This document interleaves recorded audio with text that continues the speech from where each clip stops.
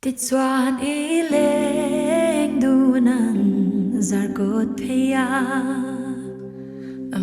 xoang tua na ít sam renga thil dang renga leng thei lo min han shil fia mai te la izun ngai renga kawai chan hoài sen na song kho min o bia thu trong cả dòng khom e benge ro a theng thei lo ka wai sen na hia na phak lo lung ni dung ye ye o lung run pui ka chai lai di ta nang lo chu arum lo lung mol hi mi don la don lung ru ka ti chuan i le du nang zar kot theya mak ti na in ka khat zo ta het yang renga thin lai lo tu lung lenga ka phong lo na min nem roi o nem ka ta zaleng te dem ka ni pon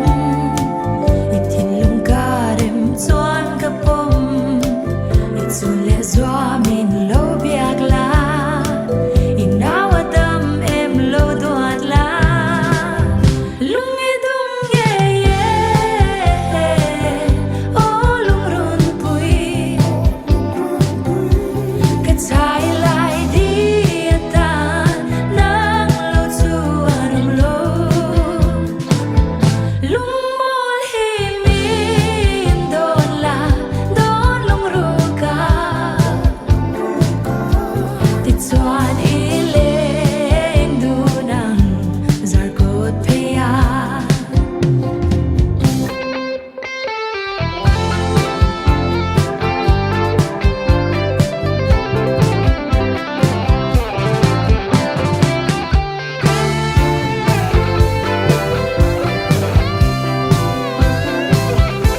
Xuân tua na ít sam renga zar kot phia ila lên du la lung e dung ye ye o lung pui ka chai lai di ta nang lo chu arum lo lung mol hi mi don la don lung ru ka ti chuan i le du nang zar kot phia